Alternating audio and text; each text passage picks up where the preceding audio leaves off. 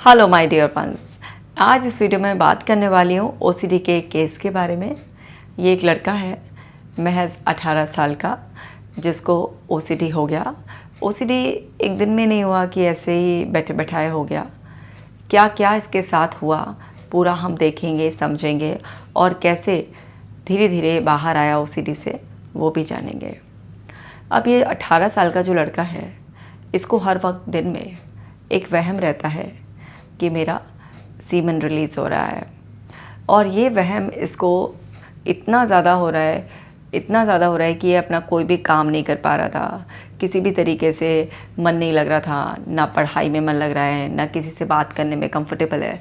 हर समय एक बहुत ही अनकंफर्टेबल सा फील करना और बार बार चेक करते रहना कि कहीं ऐसा तो नहीं है कि कुछ लीकेज तो नहीं हो रही है। अब ये सब चीज़ें इसको इतना ऑब्सेशन इसके दिमाग में बैठ गया और इतना ज़्यादा इसको चेकिंग की आदत पड़ गई कि अब दिन में आप 10-15 बार बाथरूम के अंदर जा रहे हो, बार बार अपने आप को चेक कर रहे हो। तो घर वाले भी फिर ऑब्जेक्शन करने लगे कि भाई क्या बात है, क्यों बार बार बाथरूम में जाता है, घुस जाता है, क्या करता रहता है इस तरीके से। तो वो कुछ बता नहीं पा रहा था शर्म के मारे, क्योंकि ये बात भी थोड़ी ऐसी है कि एकदम से किसी के साथ कंफर्टेबल नहीं हुआ जाता। तो जब घर वालों की बहुत ज़्यादा डांट पड़ने लगी कि क्या करता रहता है तू, बाथरूम में घुसा रहता है या कभी अपना रूम का दरवाज़ा बंद कर लेता है, तो उस पर तरह तरह के और डाउट्स होने लगे इस तरह से। तो फिर एक दिन वो बहुत ज़्यादा रोने लगा और तब उसने अपने पेरेंट्स को बताया कि इस तरीके से उसके साथ ये सब हो रहा है, कि उसको ये वहम रहता है। अब ये वहम तक वो पहुँचा कैसे, मतलब कैसे हुआ उसे वहम। वो वहम उसको ऐसे हुआ कि जब वो महज 9 साल का था तो पड़ोस के एक लड़के ने उसको पॉर्न, सेक्सुअल, इन सब चीज़ों से इंट्रोड्यूस कर दिया। उसके साथ इस तरीके से सेक्सुअल अब्यूज़ भी किया, छेड़छाड़ भी की और उसको कुछ गलत कामों में इन्वॉल्व भी कर लिया। सेल्फ प्लीजिंग एक्टिविटीज़, मास्टरबेट करना सिखाना या फिर उसको अपने प्लेजर के लिए इन्वॉल्व कर लेना। अब एक 9 साल के छोटे बच्चे को आप इस तरीके के कामों में इन्वॉल्व कर रहे हो, उसे वो सब चीज़ें बता रहे हो जो अभी उसकी उम्र के अनुसार ठीक नहीं है, तो ये सब चीज़ें बहुत ज़्यादा गलत हो जाती हैं। अब 9 साल के मासूम बच्चे को इस तरीके से इन्वॉल्व किया गया इन सब चीज़ों में कि या तो जो मैं ये सिखाता हूँ, ये ऐसे होता है, वैसे होता है, उसको इस तरीके से।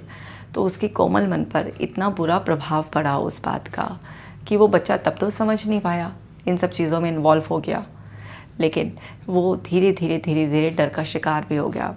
जब वो लड़का बार बार उसको इस तरीके की चीज़ों में इन्वॉल्व करता था और उसको इस तरीके से डरा कर भी रखता था कि अगर उसने किसी को ये बताया तो फिर उसके लिए अच्छा नहीं होगा। तो कुछ डर और कुछ इस तरीके की एक्टिविटीज़ में बच्चे जब इन्वॉल्व हो जाते हैं, नासमझ होते हैं, तो उनको भी ऐसा लगता है कि ये एक्टिविटी तो कुछ डिफरेंट है। या फिर जब आप बॉडी के साथ कुछ भी छेड़छाड़ करोगे तो जो ऑर्गन होगा उस हिसाब से वो रिस्पॉन्ड भी करेगा। तो फिर इसी तरीके से धीरे धीरे वो और जैसे जैसे बड़ा होता गया 12-13 साल की एज तक, तो उसको इस चीज़ में और ज़्यादा इन्वॉल्व होना खुद भी अच्छा लगने लगा और इस तरीके से उसकी करते करते आदत हो गई। अब जब वो 15 साल का था तो उसने एक ऐसी वीडियो देख ली कि जो भी लोग बहुत छोटी एज से सेक्सुअल एक्टिविटीज़ में इन्वॉल्व होते हैं, इस तरीके से बहुत ज़्यादा मास्टरबेट करते हैं, अपने सीमन को वेस्ट करते हैं, तो जब उनकी शादी की एज आती है तब तक उनका सीमन अंदर बनना बंद हो जाता है, उनकी मैरिड लाइफ ख़राब हो जाती है, इम्पोटेंट हो जाते हैं।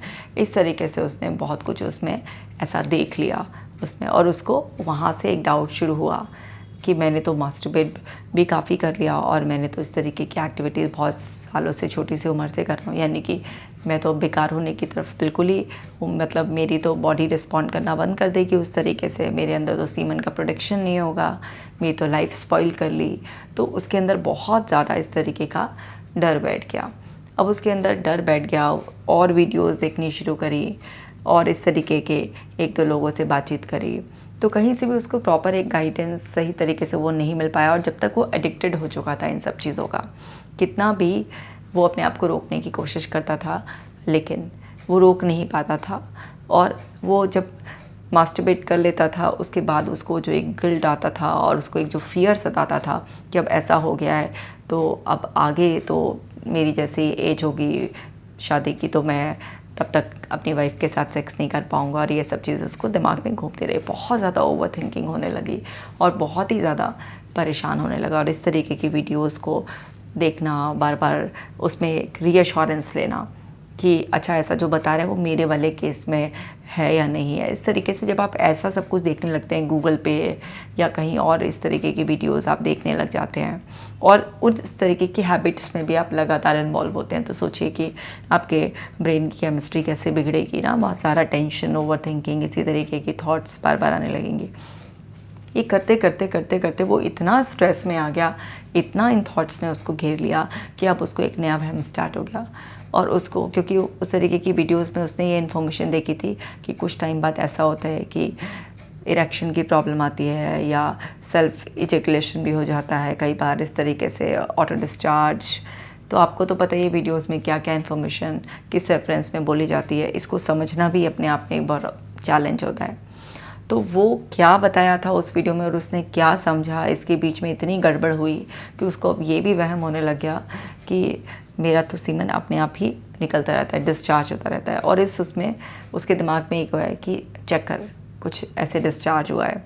अब वो वहम की वजह से चेक करने की आदत, और जितना आप चेक करते हो उतनी आपकी प्रॉब्लम बढ़ती चली जाती है। था वहम, निकलता कुछ नहीं था ऐसा कि जब वो चेक कर रहा है कि कुछ ऐसा, क्योंकि अगर ऐसा किसी के साथ होगा भी कुछ भी ऐसे तो पता चलेगा ना। ऐसा तो नहीं है कि आपको कोई भी पता नहीं चलेगा, फीलिंग नहीं आएगी, लेकिन वहम है तो वहम का कोई एविडेंस तो होता नहीं है। लेकिन उस वहम की वजह से आप बार बार चेक करो तो ये आपकी आदत ही ख़राब पड़ रही है। तो इस तरीके से उसे हर चीज़, इतना वहम बढ़ गया कि हर चीज़ वो सीमन से ही कोरिलेट करने लग गया। अगर बाथरूम भी जाता और अगर कुछ भी इस तरीके से हल्का सा भी कुछ उसको स्टिकी लगता है, कुछ भी है, तो उसको बस वही लगता है कि ये सब चीज़ वही है। कहीं पर भी अगर बाथरूम में, टॉयलेट सीट पे, कहीं पे भी कुछ भी इस तरीके के स्टिकी कुछ ऐसा उसे लगता है ये सीमन है। हर वाइट कलर की चीज़ उसके लिए सीमन बन गई और हर स्टिकी सब्सटेंस उसके लिए, चाहे वो क्लियर कलर हो, ट्रांसपेरेंट, उसके लिए सब कुछ अब सीमन बन गया। और उसको वहम होने लग गया कि सीमन डिस्चार्ज हो रहा है। और इस वहम में बार बार चेकिंग। अब सोचिए किसी की ज़िंदगी कितनी नर्क जैसी बन जाएगी कि कोई इंसान इस वहम में इतना ज़्यादा परेशान हो रहा है, रो रहा है, बिलख रहा है, कमज़ोर होता जा रहा है, और साथ के साथ दूसरी वो जो गलत आदत पड़ गई है उसके हाथों भी मजबूर है कि कितना भी सोच ले कि नहीं ऐसा नहीं करना है, अभी मुझे कंट्रोल करना है, लेकिन वो सेल्फ कंट्रोल बार बार जा रहा है। और हर बार और गिल्ट ऐड हो रहा है, हर बार फियर बढ़ता जा रहा है कि अब एक बार और कर लिया है तो अब ये प्रॉब्लम और ज़्यादा बढ़ जाएगी। तो इस तरीके से उसकी लाइफ बहुत ज़्यादा डिस्टर्ब हो गई थी। ना वो पढ़ पा रहा था, ना ही वो अपने दोस्तों से मिल पा रहा था। हर समय एक डर के साए में जीना उसने शुरू कर दिया था। एक तो लड़कियों से जो नॉर्मल फ्रेंडशिप थी उन सब से भी दूरी बनानी शुरू कर दी थी उसने। फ़ोन भी उठाने बंद कर दिए थे कि जब मैं किसी लायक बचूँगा ही नहीं तो मुझे किसी से फ्रेंडशिप बढ़ाकर आगे कोई रिलेशन बनाने का भी कोई मतलब नहीं है। इस तरीके से वो बहुत ज़्यादा परेशान हो गया था। तो आप देख रहे हैं कि किस तरीके से उसको ये सब हालत हुई, मतलब इस लेवल तक वो कैसे पहुंचा। एकदम से कुछ नहीं होता हमारी लाइफ में, हमें ये समझना होगा। साइकोलॉजिकल प्रॉब्लम्स के लिए, किसी भी तरीके की सफरिंग के लिए कोई एक दिन, एक लम्हा जिम्मेदार नहीं होता है। उसके पीछे बहुत कुछ गलत ऐसा धीरे धीरे आपके साथ हो रहा होता है, या आप कर रहे होते हैं, या आपके दिमाग में फीड किया जाता है। किसी न किसी वजह से आपके दिमाग में बहुत कुछ ऐसा पहुंच जाता है जो आपके अंदर बहुत ज़्यादा स्ट्रेस, फियर क्रिएट कर रहा होता है। और इस टाइम पर अगर आपको इन्फॉर्मेशन भी राइट ना मिले, आपको कोई सही तरीके से गाइड करने वाला भी ना मिले, तो ये प्रॉब्लम बढ़ती चली जाती है। अब जिस लड़के ने उसको इन सब एक्टिविटीज़ में इंट्रोड्यूस किया था, उसका तो क्या गया, कुछ भी नहीं गया। लेकिन अब उसने इस तरीके से इंट्रोड्यूस कर दिया, डरा दिया। इस तरीके की जो हादसे हैं हमारे बच्चों के साथ हो जाते हैं बहुत ऐसे छोटी एज में ना। कोई पड़ोसी, कोई रिश्तेदार इस तरीके से गलत आदतों में डाल देते हैं या गलत काम करवाते हैं। तो यहाँ पर इतने सालों तक पेरेंट्स को भी पता ही नहीं चल पाया। तो यहाँ पर बहुत सारी चीज़ें हमें सीखने के लिए, हर केस से बहुत कुछ सीखने के लिए मिलता है। ये कि अपने बच्चों का हमें ध्यान रखना चाहिए जब वो छोटे हों, कि वो कहाँ जा रहे हैं, अड़ोसी पड़ोसी के यहाँ भी कितने घंटे स्पेंड कर रहे हैं, ठीक है, उसके बिहेवियर में कोई आप चेंजेस देख रहे हैं, वो कुछ अकेला रहना पसंद करता है या फिर और किसी तरीके से उसकी स्टडीज़ वगैरह डाउन हो रही हैं, कुछ और चेंजेस आप देखते हैं। क्योंकि इसके केस में भी ऐसा था, पेरेंट्स को जब ये सब चीज़ें सामने आई तो वो याद कर कर के बता रहे थे कि हाँ, ये घंटों घंटों बाथरूम में पहले भी घुसा रहता था, या अपने रूम को बंद करने लग गया था, या ये पड़ोस के लड़के के साथ बहुत घूमता था, ये सब चीज़ें इस तरीके से उसके घर में काफ़ी टाइम रहता था। लेकिन उन्होंने कभी इस बात पर ध्यान ही नहीं दिया। मतलब उनको तो कभी जहन में आया भी नहीं होगा कि ऐसा कुछ चल रहा है, लेकिन फिर भी ऐसा कुछ ना भी आए जहन में, लेकिन फिर भी हमें ध्यान तो देना चाहिए ना कि कहाँ कौन कितना टाइम ऐसे स्पेंड कर रहा है, क्या बात है। तो खैर वो ध्यान नहीं दिया गया। तो वो जो अर्ली सिग्नल्स होते हैं ना, साइंस जो होते हैं ना कि कुछ ना कुछ आपकी लाइफ में ठीक नहीं चल रहा है, उनको कभी इग्नोर नहीं करना चाहिए। जैसे जैसे बड़ा हुआ, जब इसने वो वीडियो देखी या हैबिट पढ़ रही थी, उस टाइम भी कोई अवेयरनेस नहीं थी, क्योंकि पेरेंट्स आज भी इन सब बारे में बच्चों से खुलकर बात नहीं कर पाते हैं। जबकि एक लिमिट में, एक शालीनता के दायरे में इन सब मुद्दों पर बात होनी चाहिए। लेकिन अब जो हुआ वो तो हो ही गया। तो ये काफ़ी सालों से उसके साथ चला आ रहा था और धीरे धीरे ये इस हद तक उसको डाउट्स होने लगे और इस तक वो परेशान हो गया। जबकि वास्तव में जब भी वो चेक करता था तो इस तरीके से सीमेन की कोई लीकेज नहीं होती थी। अभी तक भी उसके साथ ऐसी कोई प्रॉब्लम नहीं थी 18 ईयर्स तक भी कि उसको कुछ इरेक्शन की प्रॉब्लम है, कुछ भी ऐसा नहीं था। लेकिन उसको वो डर कि ऐसा हो जाएगा, मतलब एक अजम्पशन उसके दिमाग में, ऐसे हाइपोथेटिकल वरी डेवलप हो गई थी। तो जब उसको समझाया गया कि ये जो उसकी वरी है, वो जो उसके पास एक्सपीरियंसेस हैं इतने सालों से, जो वो छोटी एज से इन सब तरीके की एक्टिविटीज़ में इन्वॉल्व हुआ, या अभी उसको जो हैबिट बढ़ गई है, उस सब को जो एक रेफरेंस मिला वीडियो का, और एक नहीं अनेक, और आपने गूगल पे भी कुछ पढ़ा और कुछ जो भी आपने रेफरेंसेस उठाए उन्हें बिना वैलिडेट करे, बिना अच्छे से अंडरस्टैंड करे, आपने सब कुछ अपने ऊपर जनरलाइज कर लिया। और क्योंकि आप ऑलरेडी उसमें इन्वॉल्व थे, तो आपके माइंड ने आपको एविडेंसेस दिए कि देखो तुम तो इतने टाइम से इसमें सब एक्टिविटीज़ में इन्वॉल्व हो और इतना सब कुछ ऐसे एक्टिव रहते हो और ये कर रहे हो वो कर रहे हो, जो कि उस वीडियो की इन्फॉर्मेशन से मैच खाता था कि अगर कोई बहुत छोटी उम्र से इस तरीके से करता है, इतना करता है, तो ऐसा हो जाता है, वैसा हो जाता है। तो इसलिए आपका माइंड उन सबको कोरिलेट कर रहा है और इससे आपके अंदर हाइपोथेटिकल वरी डेवलप हो रही है। तो क्या इससे हमें डरना चाहिए या इस इन्फॉर्मेशन का हमें पॉजिटिवली इस्तेमाल करना चाहिए कि इस तरीके की एक्टिविटीज़ में बहुत ज़्यादा इन्वॉल्व होने से हमें बचना है? जो हमें भी एडिक्शन लग गया है मास्टरबेट करने का, उसको हमें धीरे धीरे कंट्रोल करना है, अपने आप को अदर जो हमारी एक्टिविटीज़ हैं उसमें इन्वॉल्व करना है, अपनी एनर्जी को चैनलाइज करना सीखना है, एक्सरसाइज करने की आदत डालनी है, अपनी डाइट या जो कंटेंट हम कंज्यूम करते हैं उसको, जो हमारी फैंटेसीज चलती हैं उनको रीडायरेक्ट करना है। मतलब हमें अपनी एनर्जी का फ्लो, जो हमारे फोकस का डायरेक्शन है, वो सब चेंज करना है। क्योंकि अगर हम इसी तरीके से बहुत लंबे समय तक करते आए ये सब चीज़ें, तो एक दिन इस तरीके की कुछ प्रॉब्लम होने की पॉसिबिलिटी है। ना कि ये कि जो इसमें बताया जा रहा है वही बिल्कुल आपके साथ हो गया है या होना तय है। तो जब समझाया गया कि कोई भी इंफॉर्मेशन को किस तरीके से इंटरप्रेट करते हैं और किस तरीके से हम कोई भी रेफरेंस अगर उठाएं तो उसे वैलिडेट कर कर ही उसके ऊपर धीरे धीरे टेस्ट कर कर बिलीव करें, और फियर डेवलप करने की बजाय हम सिचुएशन को कंट्रोल करने की कोशिश करें। क्योंकि धीरे धीरे सिचुएशन को पहले कंट्रोल किया जाता है। जो भी कॉजेज़ हैं जिसके बेसिस पर आपको ऐसा लग रहा है कि ऐसा हो सकता है, उन सब में चेंजेस किए जाएं और ये देखा जाए कि क्या करना है, अब क्या नई अच्छी आदतें अपनानी है और क्या पुरानी आदतों को धीरे धीरे छोड़ना है। क्या आपको एक्सरसाइज या अपना कोई गोल सेट कर कर अपने आप को उधर की तरफ फोकस आपका शिफ्ट करना है। तो जब बहुत सारी चीज़ों पर बड़ा डिटेल में अलग तरीके से बात की गई, हर एक डाउट को बहुत अच्छी तरीके से समझाया गया, तो वहाँ पर धीरे धीरे रीइंफोर्समेंट से वो नई इन्फॉर्मेशन अंदर फिक्स होनी शुरू हो गई। और जब भी कोई आपकी अवेयरनेस बढ़ाता है, आपको अवेयर करवाता है, कुछ भी इस तरीके की रियलिस्टिक एविडेंस देकर या एक ही चीज़ को बहुत अलग अलग नज़रिए से समझाकर, और उसका रीइंफोर्समेंट प्रॉपरली होता है, तो उससे क्या होता है कि आपकी न्यू अवेयरनेस से जो सही जानकारी आपके अंदर है वो अंदर फिक्स होना शुरू हो जाती है। और जब आपके अंदर नई इन्फॉर्मेशन जो कि करेक्ट होती है, फिक्स होना शुरू हो जाती है, तो धीरे धीरे वो पुरानी आपके डाउट्स को फ्लश आउट करना स्टार्ट कर देती है। और फिर अपने जो चेकिंग का एक ऑब्सेशन हो गया था कि पूरा एक ना फोर्सफुल, जैसे माइंड के अंदर कोई और बैठकर आपको फोर्स कर रहा है कि जाकर चेक करना ही पड़ेगा, नहीं तो चैन नहीं मिल रहा है।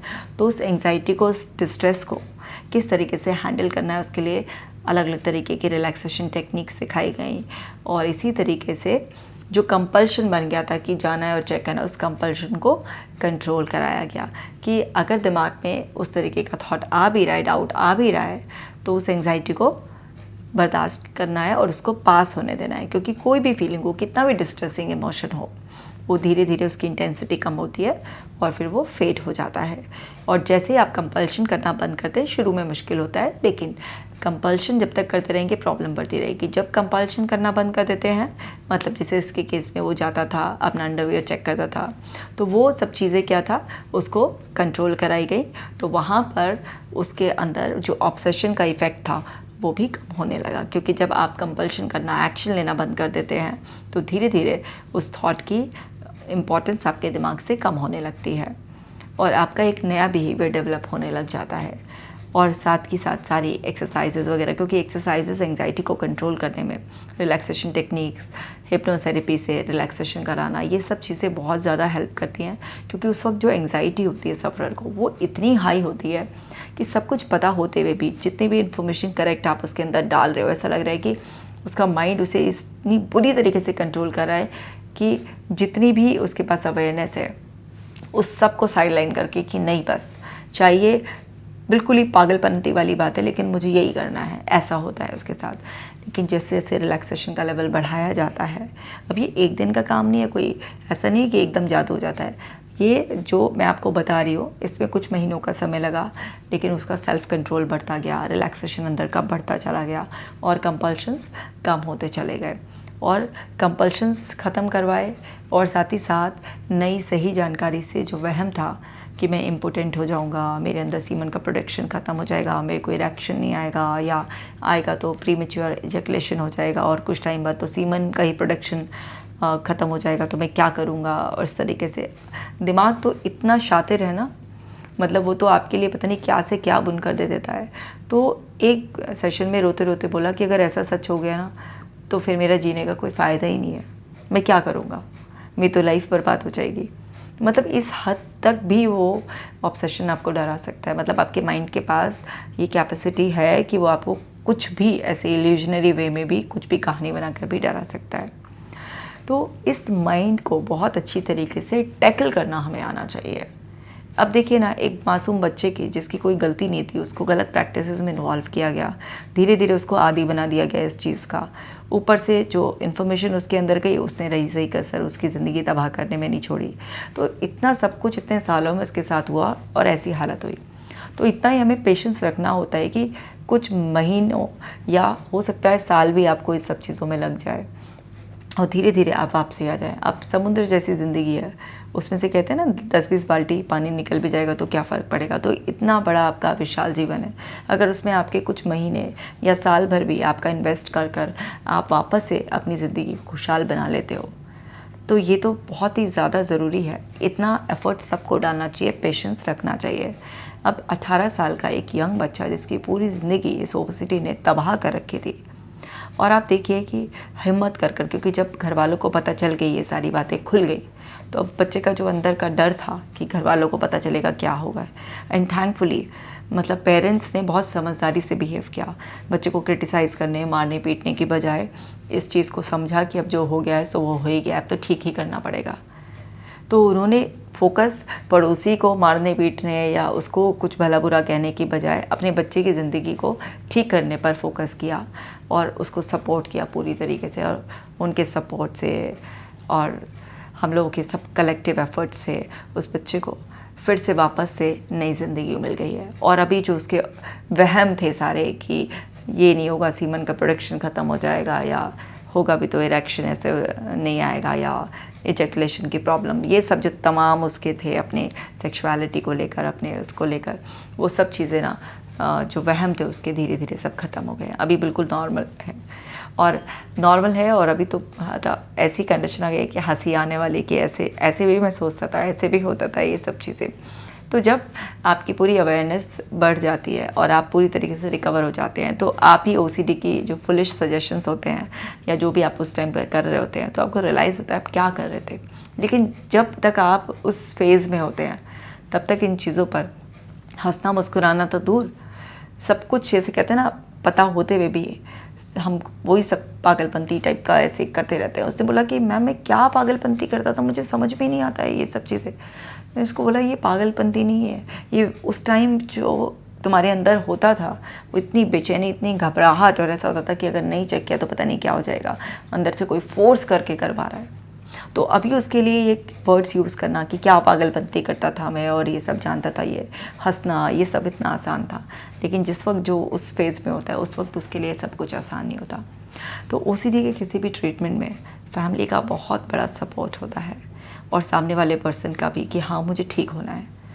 जो ये कह देता है कि मुझे ठीक होना है वो ठीक हो जाता है, और जिसको हिम्मत करने की बिल्कुल भी वो नहीं होती कि नहीं मेरे से नहीं होगा, मैं नहीं कर पाऊँगा, या मुझे नहीं करना, ये तो कुछ होगा ही नहीं, कि क्या फ़ायदा है एफर्ट डालने से।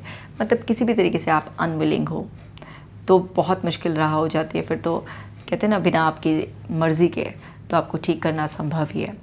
आप चाहते हैं लेकिन फैमिली सपोर्ट ना हो तो भी जर्नी बड़ी मुश्किल हो जाती है, क्योंकि ओसीडी का ट्रीटमेंट लंबा चलता है। फैमिली सपोर्ट चाहिए होता है, घर का एक प्रॉपर हेल्थ इन्वायरमेंट चाहिए होता है, तो फैमिली सपोर्ट भी बहुत इसमें इम्पॉर्टेंट होता है, और पेशेंस बहुत इम्पॉर्टेंट होता है, क्योंकि तरह तरह की जानकारियाँ दी जाती हैं इसमें, और उन सबको प्रैक्टिस कराया जाता है। बहुत सारे एक्सपोजर थेरेपी के प्रैक्टिकल सेशंस होते हैं, सब चीज़ें। तो वहाँ पर जब वो मेरे साथ था तो उसको भी यहाँ पर हम एक्सपोजर कराते थे, तो उसको मैंने अपनी आंखों से रोते तड़फते देखा है, बेचैन होते हुए देखा है। लेकिन साथ ही साथ उसको रिलैक्सेशन प्रैक्टिसेस कराते कराते फिर 20-25 मिनट में थोड़ा काम डाउन होते हुए और समय बीतते हुए 35-40 मिनट तक उसकी एंग्जाइटी इस हद तक सेटल होती थी कि वो नॉर्मल फील करे। क्योंकि उसको चेक करने नहीं जाने देते थे हम एक्सपोजर सेशंस के दौरान, उसको अर्ज उठती रहती थी, लेकिन उसको उस एंग्जाइटी को बियर करना, उसे कैसे रिलीज़ करते हैं धीरे धीरे, वो सब चीज़ें सिखाई गई। तो कई बार ये मतलब बहुत टफ़ होता है थेरेपिस्ट के लिए भी अपनी आंखों के सामने इस तरीके से एक पर्सन को इतना तकलीफ़ में देखना, लेकिन अपने इमोशंस को डिटैच कर कर सामने वाले पर्सन को इस तरीके से नई ज़िंदगी देना ही हम लोगों का काम होता है। सो अगर मैं इन सब बातों को सम अप करूँ तो ये केस भी हमें क्या सिखाता है? ये सिखाता है कि भाई एक तो अपने बच्चों का हमें खास ख्याल रखना चाहिए, वो कहाँ कितना टाइम स्पेंड कर रहे हैं इसके बारे में हमें अवेयरनेस होनी चाहिए। दूसरी बात यह है कि जब भी हमें कुछ भी हैबिट्स डेवलप हो रही हैं या हम देख रहे हैं कि हमारे घर वालों की कुछ हैबिट्स चेंज हो रही हैं, उनका बिहेवियर पैटर्न चेंज हो रहा है, तो उस पर भी अवेयरनेस होनी चाहिए। तीसरा, कोई भी इन्फॉर्मेशन हम कंज्यूम कर रहे हैं, चाहे वो यूट्यूब से है, गूगल से है, तो आपको बहुत अच्छी तरीके से उसे इंटरप्रेट करना है, सही तरीके से, क्योंकि किस रेफरेंस टू कॉन्टेक्स्ट में वो बात कही जा रही है ज़रूरी नहीं है आपके लिए फ़िट हो, और उसको पूरा अच्छे से वैलिडेट कर कर ही आपको वो इन्फॉर्मेशन अपने अंदर लेनी चाहिए। और अगर आप छोटे हैं तो किसी प्रोफेशनल की या फिर अपने से बड़े की जिसको सही जानकारी हो उसकी मदद से ही उस इन्फॉर्मेशन को समझना चाहिए। चौथा, कोई भी प्रॉब्लम आ गई है तो फिर उस प्रॉब्लम को ठीक करना है, इसकी ज़िम्मेदारी, रिस्पॉन्सिबिलिटी लेनी है। इसके बाद पेशेंस रखना है और एफर्ट्स डालने हैं। साथ ही साथ फैमिली मेम्बर्स के लिए क्या सीख है कि फैमिली मेम्बर्स को, उस सफ़रर को सपोर्ट करना है। तो इतनी सारी सीख के साथ हम इस वीडियो को एंड करते हैं और उम्मीद करती हूँ कि आप भी अगर सफ़रर हैं तो आप विलिंगनेस दिखाएंगे कि मुझे ठीक होना है, और अगर आप सपोर्टर हैं तो आप अपने जो सफ़रर है आपका उसको सपोर्ट करेंगे और इन सब बातों का ध्यान रखेंगे। ये वीडियो सब लोगों के साथ शेयर कीजिए, क्योंकि ओसीडी बहुत ही बुरी तरीके से आज लोगों के बीच में फैल रहा है। ओसीडी भी एक एंग्जाइटी का ही फॉर्म है, एंग्जाइटी डिसऑर्डर है। तो शुरुआत में लोग अपनी एंग्जाइटी को बहुत लाइटली लेते हैं, तो कुछ लोगों का दिमाग इस हद तक ऑब्सेशन में चला जाता है। तो लोगों को हम बचा सकें, आपका हमारा कलेक्टिव प्रयास ही लोगों की मदद कर पाएगा। तो इस वीडियो को ज़रूर शेयर करें। मैं आपसे मिलूँगी नेक्स्ट वीडियो में। आप अपना खास ख्याल रखिएगा।